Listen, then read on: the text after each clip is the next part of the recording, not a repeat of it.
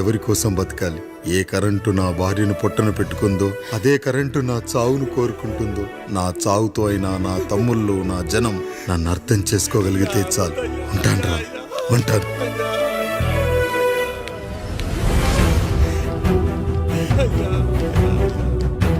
అయ్యా అయ్యా రండయ్యా, పెద్దరాయుడు గారు సరిపోతున్నారయ్యా. రండయ్యా, మీరన్న వచ్చి ఆపండి అయ్యా. అయ్యా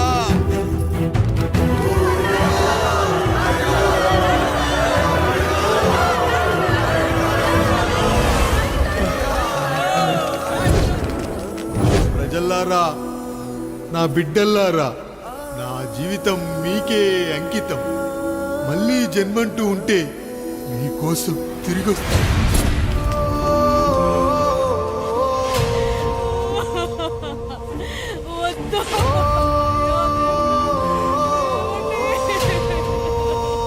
వద్దయ్యా, వద్దు, వద్దయ్యా, వద్దయ్యా.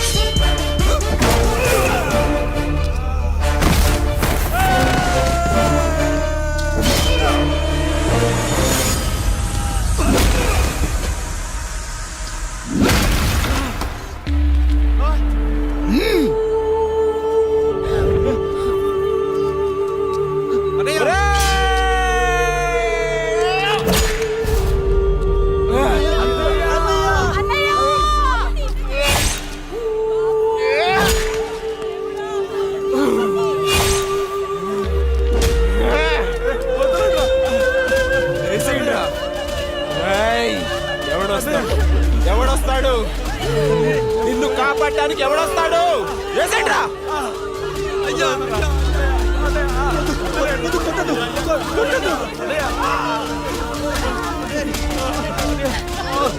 కష్టం వస్తే ఒక్కసారి నాన్న అని పిలవరా, ఆ సమాధిలోంచైనా లేచొస్తా.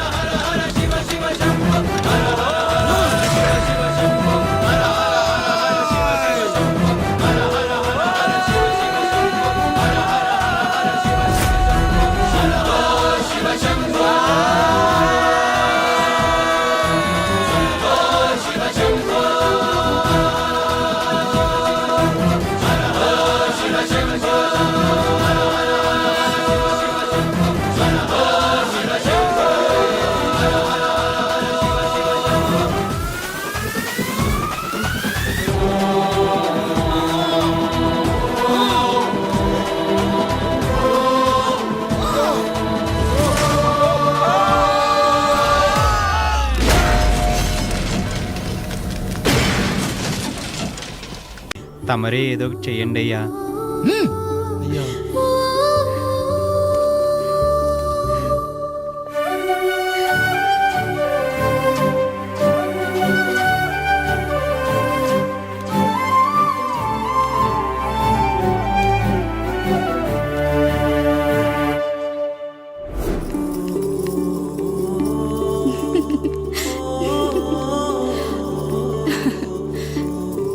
ఈ ఇల్లు, ఆస్తి, ఇంత గొప్ప భర్త, పిల్లలు చాలా ఆనందంగా ఉందండి. కానీ నాకు ఒకటే లోటు. మన తర్వాత మన పిల్లల్ని చూసుకోవడానికి వీళ్ళకొక అన్నయ్య కావాలండి. అచ్చం మీ పోలికలతో వీళ్ళకొక అన్నయ్యని కందామండి. నువ్వు అడిగితే కాదనగలనా?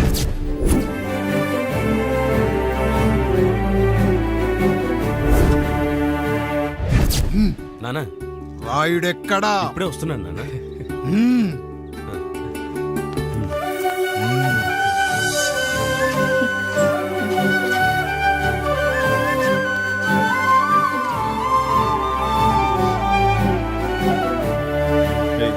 చూడరా, మీ అన్న మీద పగ తీర్చుకోవడానికి నీకు ఇదే సరైన సమయం. పర్లేదంటావా? ఏం పర్వాలేదు. అయ్యా, ఎరా రంగా, ఏం కావాలో అడగరా. నీకంటూ ఏమి ఇవ్వలేదు, నువ్వు ఏమి అడగలేదు. చెప్పరా. మా అన్నకు నాకు పడట్లేదయ్యా. తోడ పుట్టినవాడని చాలా సహించాను. అడ్డమైన దానాలు చేసి ఆస్తి మొత్తం పోగొట్టాడు. ఇప్పుడేం కావాలరా? కొద్దిగా ఈ కత్తి తీసుకొని వాడిని చంపి పెట్టండి అయ్యా.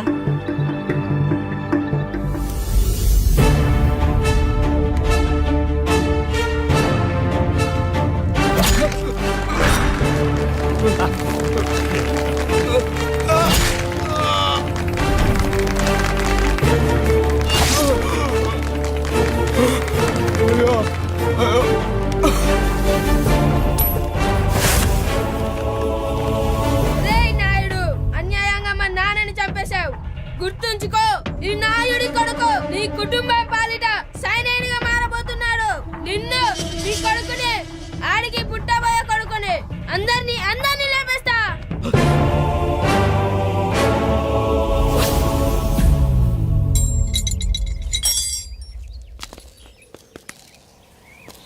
ఏం జరిగింది? మీరు హత్య చేసినట్టు ఇప్పుడే సమాచారం అందింది. తగిన సాక్ష్యాధారాలు పరిశీలించిన పిమ్మట మీకు యావజ్జీవ కారాగార శిక్ష, 2000 రూపాయల జరిమానా విధిస్తూ అరెస్ట్ చేస్తున్నాను. అయ్యగారు నా కోసం చేసిన త్యాగాన్ని హత్య అంటుందా మీ చట్టం? ఇదెక్కడ న్యాయం? మనిషికి ఇచ్చిన మాట నిలబెట్టుకుంటే అరెస్ట్ చేస్తారా? ఏ దేశంలో ఉంది చట్టం? నన్ను ఏం చేయమంటారు రాయుడు గారు? 9వ తరగతి చదివి ఊర్లో గాలికి తిరుగుతున్నా నన్ను మీ మనిషి ఒకడు పోలీస్ స్టేషన్లో ఉండాలని నన్ను ఎస్ఐన్ చేశారు. సాటి మనిషిని స్వేచ్ఛగా హత్య చేసుకోవాలని దౌర్భాగ్య స్థితిలో బతుకుతున్నాం మనం. మీరు చేసిన ఈ గొప్ప పనిని అర్థం చేసుకునే సంస్కారం, విజ్ఞత, విజ్ఞానం మాకు లేవు సార్, మాకు లేవు.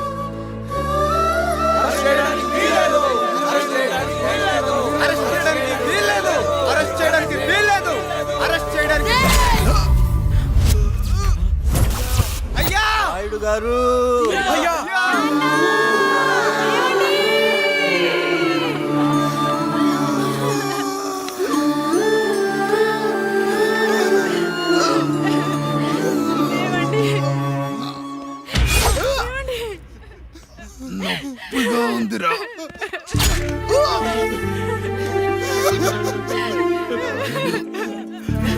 అయ్యా నేను లేకుండా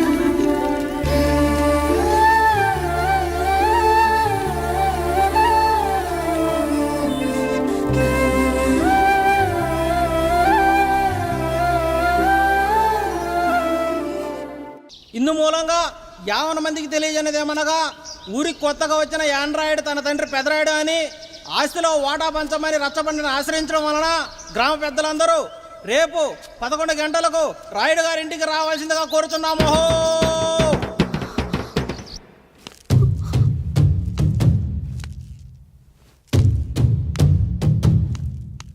ఎందుకొచ్చారు? తన తాత పాపారాయుడు గారు ఆస్తి తనకు కూడా కావాలంటూ పంచాయతీలో ఫిర్యాదు చేశాడయ్యా.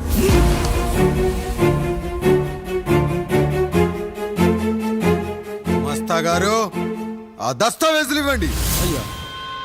మరి మా సంగతి ఏంటి? అడగరేంటి? అవునన్నయ్యా. ఈరోజు మీ పన్మేష్ కొడుకొచ్చాడు, రేపు ఆ పాలదం కూతురు వస్తుంది. ఇలా వచ్చినోళ్ళంతా మీ సంతానమే అని తెలిసాక అదిగో ఆ కాముడు చెప్పినట్టు మా ఆయన వాటా కిందో బాత్రూము, నాకో సబ్బు బిల్ల, నా పుట్టబోయే బిడ్డకో బొట్టు బిల్ల, ఇదే మిగులుతుంది.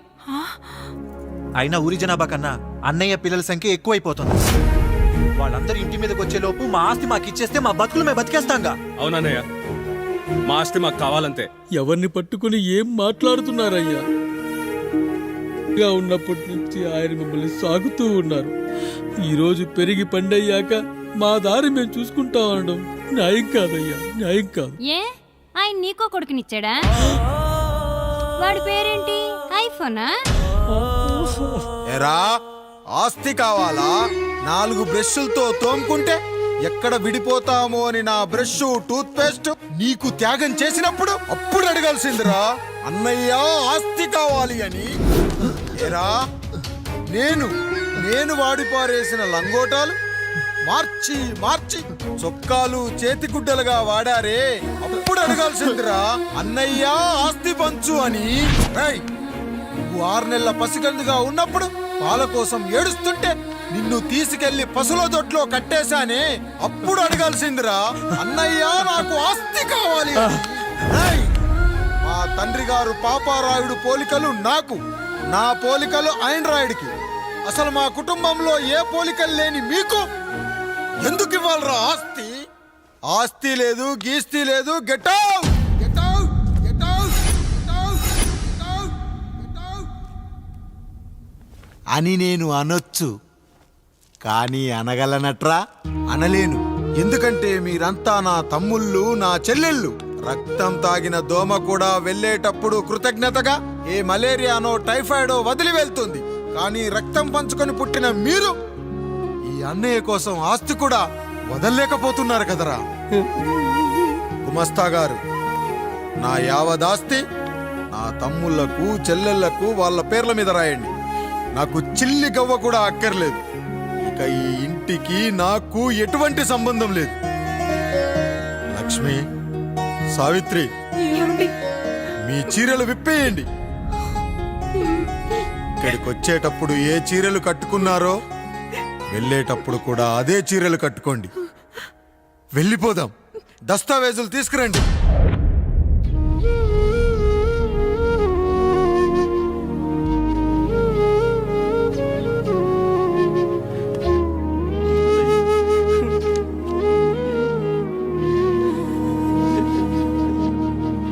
ఇక ఈ ఇంట్లో నా పేరు వినపడితే నా తమ్ముళ్ళు చెల్లెళ్ళు బాధపడతారయ్యా. ఈ ఇంట్లోనే కాదు, ఈ దస్తావేజులో కూడా నా పేరు ఉండకూడదు. నేను ఇక్కడ సంతకం పెట్టి వీళ్ళ మనసు నొప్పించలేను. అయ్యా, మొత్తం వదిలేసి మీరెలా బతుకుతారయ్యా?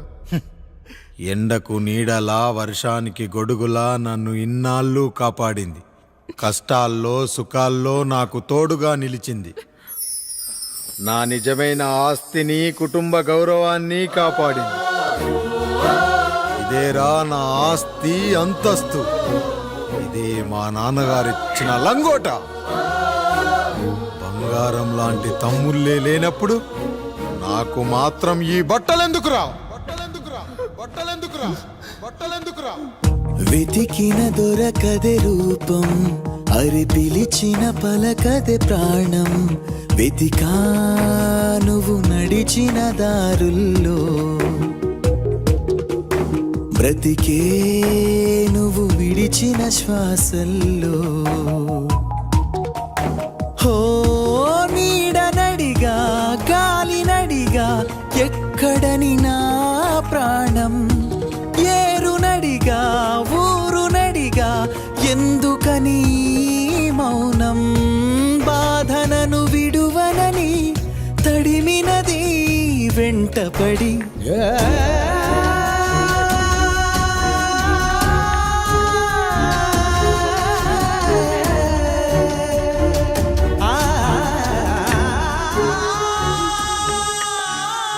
ఏమండి పప్పులో మీ చెమట పడుతుందండి. ఇడ్లీలో 2 చెంచాల ఉప్పు తగ్గించు లక్ష్మి. ఎలాగో మనం పేదోళ్ళమే కదా, కనీసం ఉప్పు ఖర్చైనా తగ్గుతుందనుకో.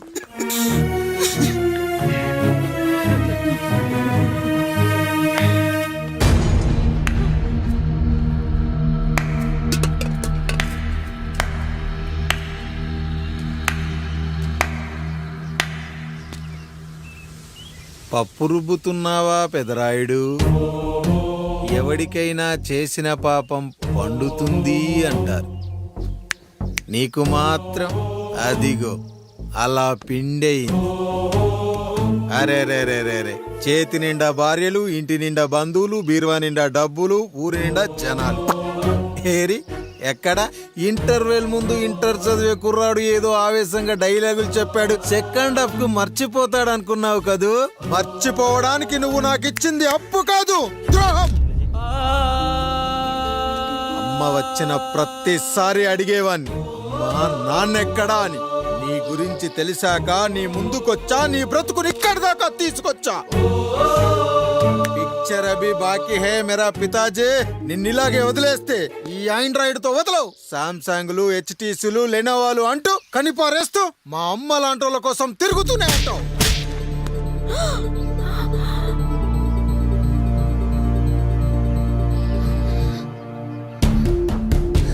అమ్మా అమ్మా ఛీ, నన్నలా పిలవకురా. ఎవరిని పట్టుకొని ఎన్ని మాటలు అంటున్నావురా? రాయికి వరమిచ్చిన రాముడు దేవుడైతే, ద్రౌపదికి చీరిచ్చిన కృష్ణుడు దేవుడైతే, నాకు బిడ్డనిచ్చిన ఆయన కూడా దేవుడేరా. ఏంటి ఇలానే వదిలేస్తే బిడ్డల్ని కంటూ వెళ్తాడా? అసలు ఆయన కంటూ సొంతంగా ఒక్క బిడ్డ కూడా లేడు.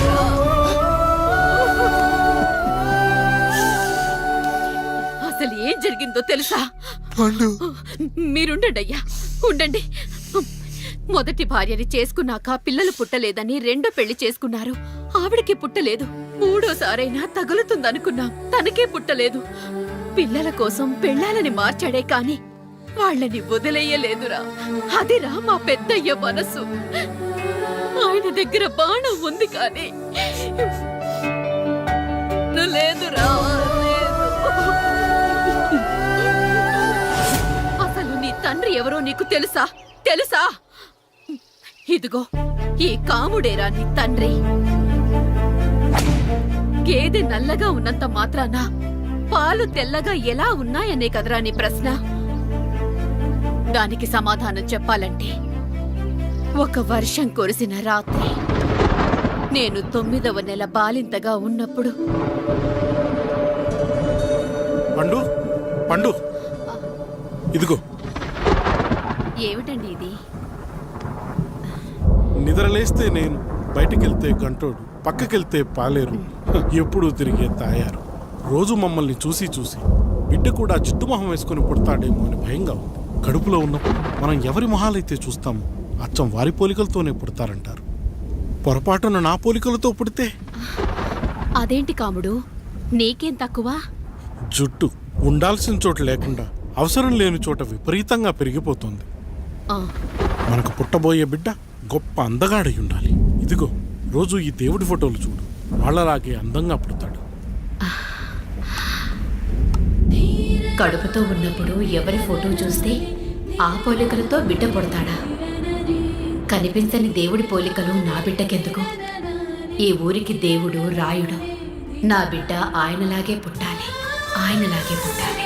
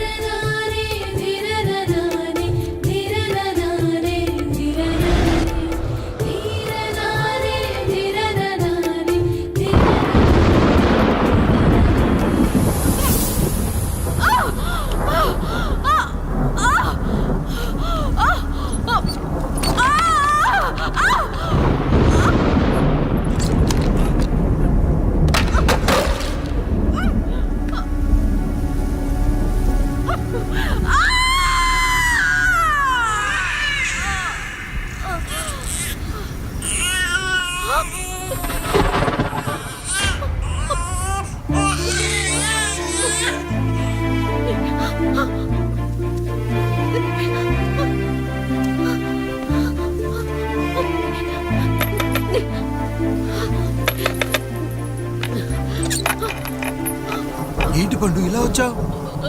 అయ్యా, తప్పు జరిగిపోయింది పెద్దయ్యా. ఏం జరిగింది? అసలే నువ్వు ఒట్టి మనిషి కూడా కాదు.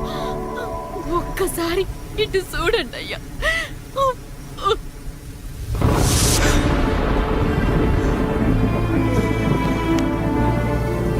వీడేంటి అచ్చం నాలా ఉన్నాడు?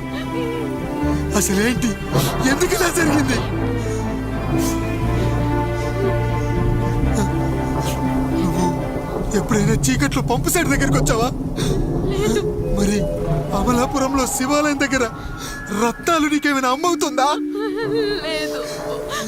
పిఠాపురంలో పద్మ, రామాపురంలో లక్ష్మి, కాకినాడలో సుజాత. అయ్యో దేవుడా, అయ్యా, అసలు ఇదంతా ఎలా జరిగింది పండు? అయ్యా, ఇదంతా కాముడి వల్లే అయ్యా, కాముడి వల్లే. కాముడా? కాముడు కుటుంబానికి నాకు ఏం గుర్తు రావట్లేదే.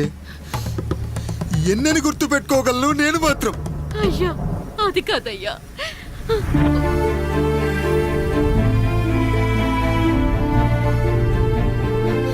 అలా రోజు మీ ఫోటో చూసి చూసి అచ్చం మీలాగే పుట్టాడు. అయ్యో, నా పోలికతో బిడ్డ కావాలనుకోవడం ఏంటి పండు?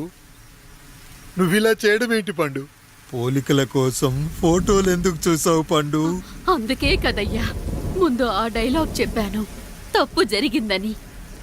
ఇప్పుడు ఏం చెయ్యాలయ్యా? స్వచ్ఛమైన మన ప్రేమను ఈ పాడులోకం అర్థం చేసుకోదు. కనీసం మీ ఇద్దరి జీవితం బాగున్నా ఆనందపడేవారు. వీణ్ణి ఇక్కడ ఉంచొద్దు పండు, బయటికి పంపించు. బయటికి పంపించి బాగా చదివించు, గొప్పవాణ్ణి చెయ్యి. వీడికి అయ్యే ఖర్చంతా నేనే భరిస్తా. అవసరమైతే ఆ డబ్బు కాముడి జీతంలో వచ్చేద్దాం. అయ్యా, వెళ్లే ముందు వీడికొక పేరు పెట్టండి అయ్యా. వీడు ఇంకో రాయుడు, అంటే ఇంగ్లీష్లో అండ్ రాయుడు, అండ్ రాయుడు.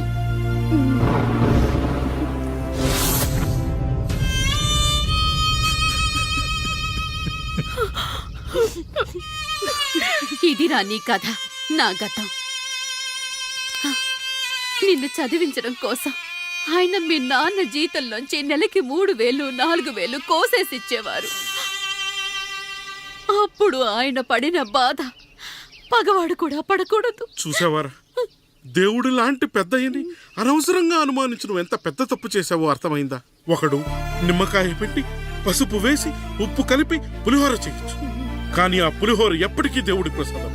నువ్వు ఆ దేవుడి ప్రసాదం. ఇక ఆయనే మీ నాన్న. చూసావా అమ్మా, ఈ రోజు నుంచి నాకు 3 అమ్మలు, 2 నాన్నలు. నీకు మాత్రం ఒక్కడే భర్త, నాన్నకు మాత్రం ఒక్కటే భార్య. మా నాయనే. అయ్యా, బిడ్డను ఒక్కసారి ఎత్తుకొని తిప్పండి.